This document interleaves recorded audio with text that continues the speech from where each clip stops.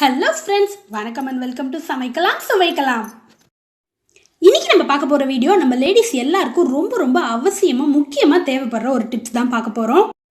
நாளுக்கு நாள் கேஸ் சிலிண்டரோட விலை ஏறிட்டே இருக்குது. நம்ம டெய்லி யூஸ் பண்ணுற இவ்வளோ விலை கொடுத்து வாங்குற கேஸ் சிலிண்டரை நம்ம பண்ணுற சின்ன சின்ன விஷயங்களை மாற்றிக்கிறது மூலிமா நீங்கள் யூஸ் பண்ணுற நாட்கள்லேருந்து 15லேருந்து 20 நாட்கள் வரைக்கும் அதிகமாக யூஸ் பண்ணலாம்.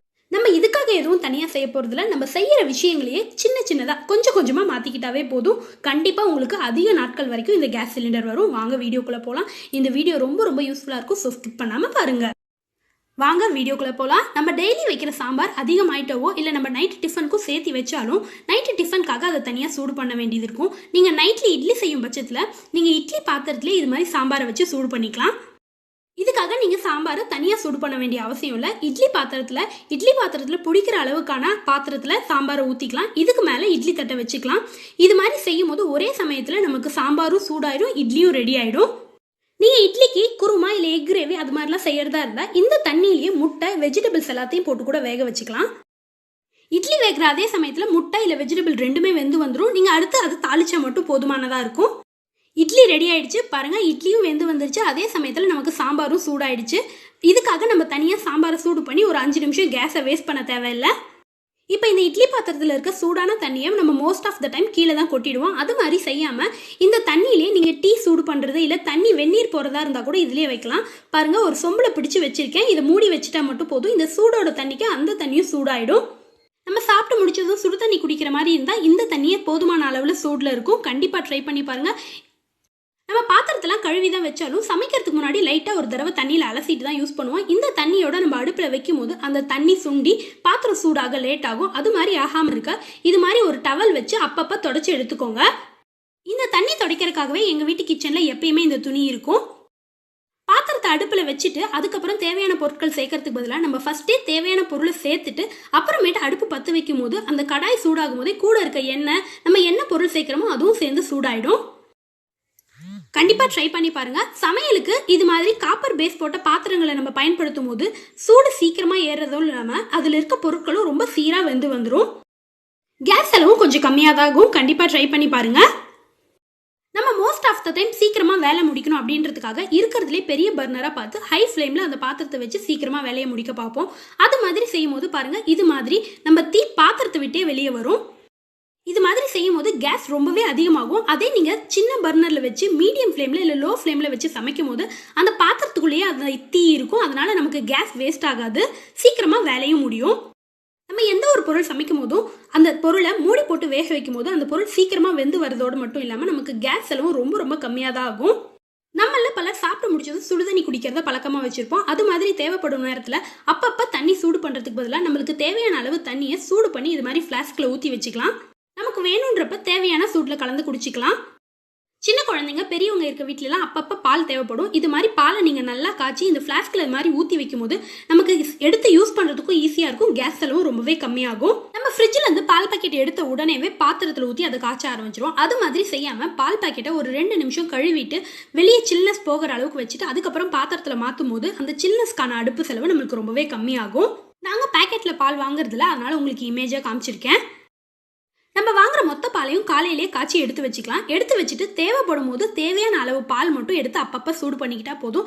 எல்லா பாலையும் திரும்ப சூடு பண்ண வேண்டிய அவசியம் இல்லை. இதனாலேயே நமக்கு கேஸ் செலவு ரொம்பவே கம்மியாகும். அதே மாதிரி நம்ம குழந்தைங்க பெரியவங்க எல்லாருமே ஒரே சூடான அளவில் பால் குடிக்க மாட்டோம். ஒருத்தர் வேற வேற சூட்டில் குடிப்பாங்க.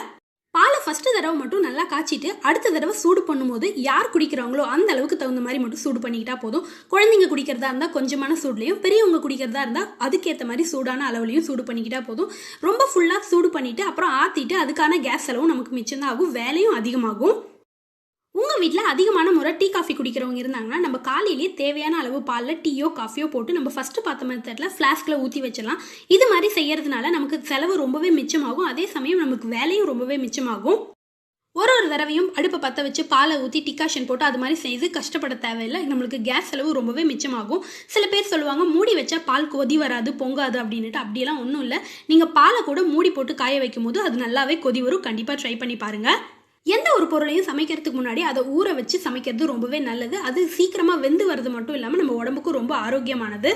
நம்ம குக்கரில் சமைக்கிறதுக்கு கீழே ஊற்றுற தண்ணி கூட குடிக்கிற தண்ணியாக யூஸ் பண்ணும்போது குக்கரில் பிடிக்கிற உப்பு கரையெல்லாம் பிடிக்காமல் இருக்கும். இதனால் கூட நமக்கு கேஸ் செலவு ரொம்பவே மிச்சமாகும். ஒருவேளை உப்பு கரை பிடிச்சிருச்சுன்னா அந்த உப்பு கரையும் தாண்டி குக்கர் தண்ணி கொதிக்கிறதுக்கு கொஞ்சம் நேரம் ஆகும். அதனால் உப்பு கரை படிய விடாமல் பார்த்துக்கோங்க. நம்ம சாம்பாருக்கு தேவையான பருப்பு, பொரியலுக்கு தேவையான காய்கறி எல்லாத்தையும் ஒரே சமயத்தில் வேக வைக்கிறனால நமக்கு கேஸ் செலவு ரொம்பவே அதிகமாக மிச்சமாகும்.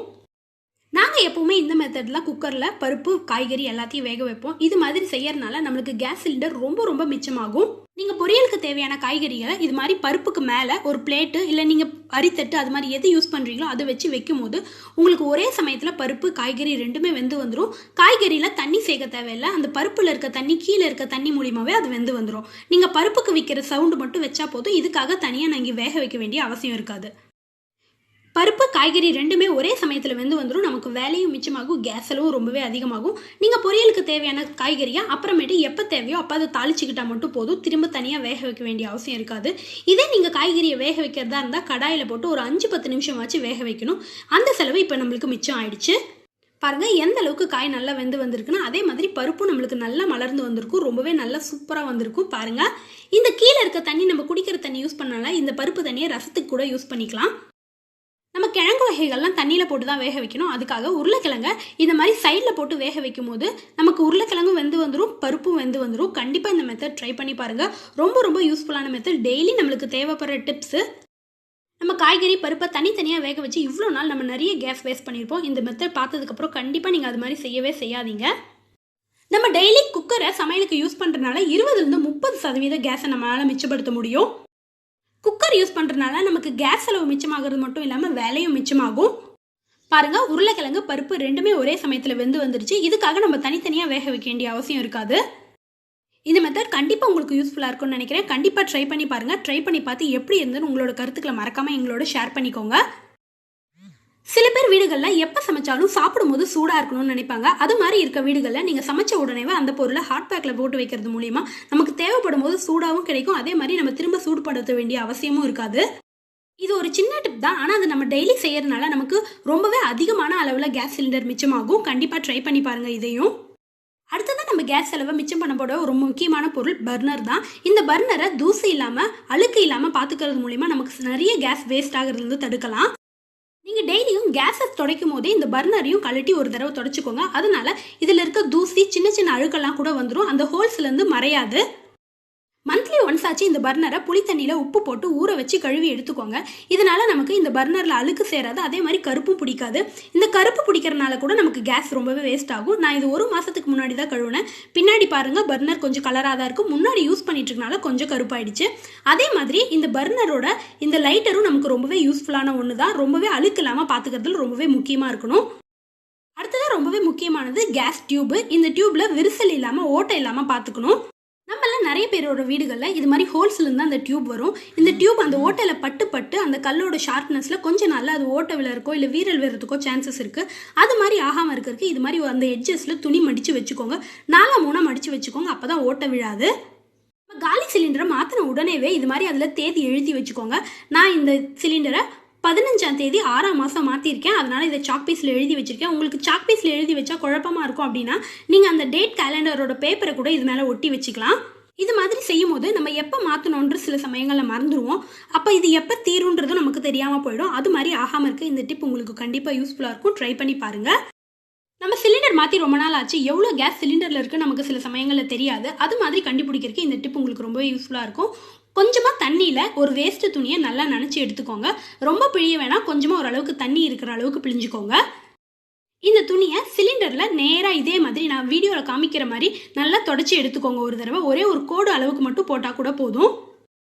இப்போ நான் போட்டுட்டு இருக்கிறது ஃபுல் சிலிண்டரில் போட்டிருக்கேன். இப்போ நம்ம அடுத்து யூஸ் பண்ணிட்டு இருக்க சிலிண்டரில் போட்டு பார்க்கலாம். இது மாதிரி செய்யும் போது சிலிண்டர் உள்ள கேஸ் இருக்கிற அளவுக்கான தண்ணி சீக்கிரமாக காயாது. காலியான சிலிண்டர் இருக்கிற இடத்துல சீக்கிரமாக தண்ணி காஞ்சிரும். ஒரு 5-10 நிமிஷம் கழிச்சு பாருங்க, நம்ம ஃபுல் சிலிண்டரை தேய்ச்ச தண்ணி முக்கால்வாசி காயலை, அப்படியே தான் இருக்குது. அங்கங்கே மட்டும் லைட்டாக தான் காஞ்சிருக்குது. நம்ம யூஸ் பண்ணிட்டு இருக்க சிலிண்டரில் பாருங்கள், முக்கால்வாசி தீந்துடுச்சு. கீழே லாஸ்ட்டில் கொஞ்சமான அளவுக்கு மட்டும்தான் ஈரம் இருக்குது. அந்த அளவுக்கு மட்டும்தான் நம்ம அதுக்குள்ளே இப்போ நமக்கு கேஸ் இருக்குது. இந்த கேஸ் ஒரு 10 நாளுக்கு அளவுக்கு வரும்னு நினைக்கிறேன். நீங்கள் இது மாதிரி செய்யறதுனால உங்களுக்கு எவ்வளோ கேஸ் இருக்குது, எவ்வளோ நாளுக்கு நம்ம இன்னும் யூஸ் பண்ண முடியும் அதை பார்த்து வச்சுக்கிறதுக்கு ரொம்பவே யூஸ்ஃபுல்லாக இருக்கும். அது மூலிமா நீங்கள் புக் பண்ணுறதுக்கும் ரொம்பவே ஈஸியாக இருக்கும்.